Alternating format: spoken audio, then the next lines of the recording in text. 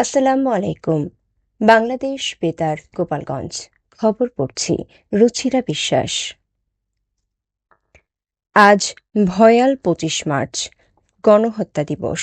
১৯৭১ সালের এই দিনে পাকিস্তানি হানাদার বাহিনী অপারেশন সার্চ লাইট চালিয়ে নিরস্ত্র বাঙালির ওপর ইতিহাসের এক নির্মম গণহত্যা চালায়। সেই ভয়াল রাতের স্মরণে সারা দেশের মতো গোপালগঞ্জেও নানা কর্মসূচি গ্রহণ করা হয়েছে।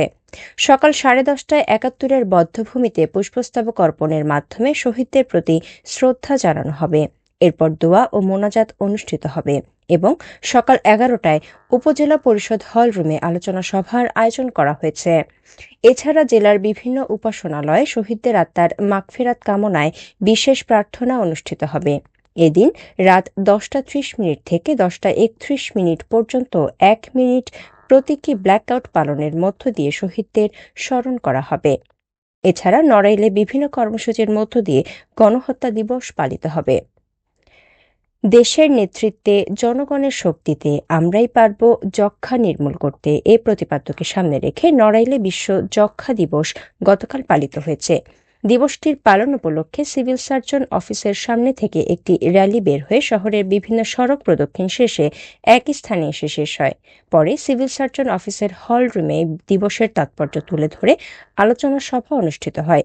সিভিল সার্জন ডক্টর আব্দুর রশিদের সভাপতিত্বে উপজেলা স্বাস্থ্য ও পরিবার পরিকল্পনা কর্মকর্তা, ব্র্যাক প্রতিনিধি, চিকিৎসক, সাংবাদিক সহ সুশীল সমাজের প্রতিনিধিরা এ সময় উপস্থিত ছিলেন।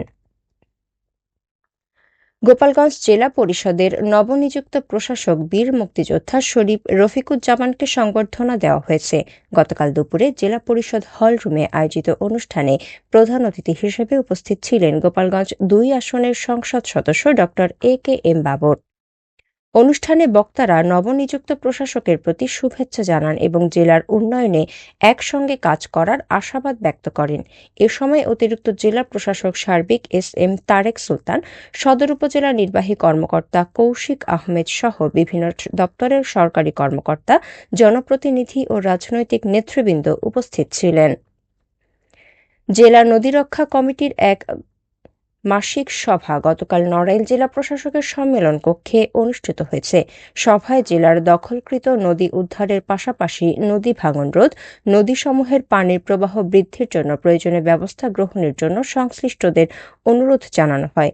জেলা প্রশাসক ডক্টর মোহাম্মদ আব্দুল সালামের সভাপতিত্বে civil surgeon doctor Abdur Rashid, স্থানীয় সরকার বিভাগের অতিরিক্ত জেলা ম্যাজিস্ট্রেট লিংকন বিশ্বাস, অতিরিক্ত জেলা প্রশাসক সার্বিক মোহাম্মদ আহসান মাহমুদ রাসেল সহ সংশ্লিষ্ট বিভাগের কর্মকর্তাগণ এ সময় উপস্থিত ছিলেন।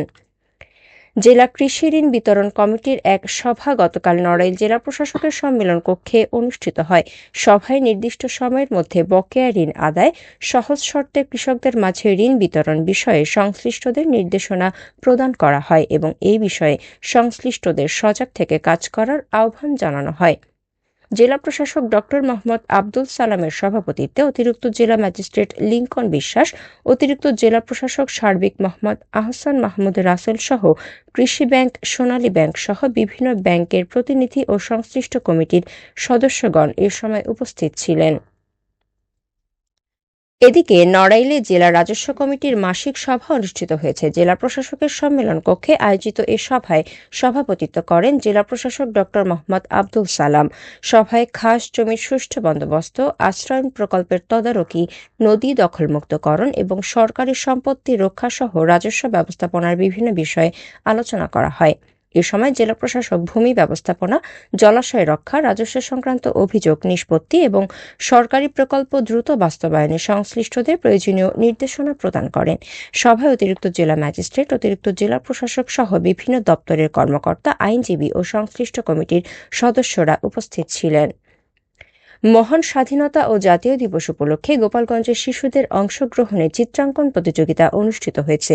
গতকাল বাংলাদেশ শিশু একাডেমি গোপালগঞ্জের উদ্যোগে আয়োজিত এ প্রতিযোগিতায় শিশু থেকে দশম শ্রেণী পর্যন্ত শিক্ষার্থীরা অংশগ্রহণ করে। প্রতিযোগিতায় ৩টি ক্যাটাগরিতে ৫২ জন প্রতিযোগী অংশগ্রহণ নেয়। এদের মধ্যে ৪১ জন সাধারণ শিশু এবং ১১ জন বিশেষ চাহিদাসম্পন্ন শিশু ছিল। জেলা শিশু বিষয়ক কর্মকর্তা মোহাম্মদ শহীন উদ্দিন, মাদারীপুর জেলা শিশু বিষয়ক কর্মকর্তা মোহাম্মদ শহীদুল ইসলাম মুন্সি সহ সংশ্লিষ্টরা এ সময় উপস্থিত ছিলেন। গোপালগঞ্জের টুঙ্গিপাড়ায় প্রতারণার মামলায় 2 বছর সাজাপ্রাপ্ত ও দীর্ঘদিন পলাতক থাকা গাজী আশিকুর রহমান ওরফে বসার নামের এক আওয়ামী লীগ নেতাকে গ্রেফতার করেছে পুলিশ। গতকাল দুপুরে উপজেলার গিমাডাঙ্গা গ্রামের নতুন বাজার এলাকা থেকে তাকে গ্রেফতার করা হয়। তিনি টুঙ্গিপাড়া উপজেলা আওয়ামী লীগের প্রচার সম্পাদক। টুঙ্গিপাড়া ভারপ্রাপ্ত কর্মকর্তা আয়ুব আলী জানান, প্রতারণা মামলায় আদালত তাকে 2 বছরের কারাদণ্ড দেন। এরপর থেকেই তিনি পলাতক ছিলেন। গোপন সংবাদের ভিত্তিতে অভিযান চালিয়ে তাকে আটক করা হয়। পরে আইনানুগ প্রক্রিয়া শেষে বিকেলে আদালতের মাধ্যমে তাকে কারাগারে পাঠানো হয়েছে। সবশেষে আবহাওয়া।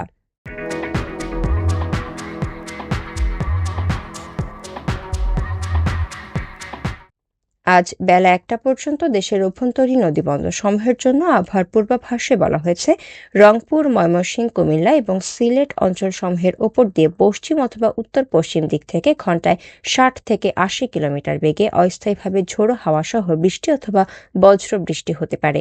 এসব এলাকার নদীবন্দর সমূহকে 2 নম্বর নৌ হুঁশিয়ারি সংকেত দেখাতে বলা হয়েছে। খবর শেষ হলো। আমাদের পরবর্তী খবর প্রচারিত হবে সকাল 10টা বেজে 30 মিনিটে বাংলায়।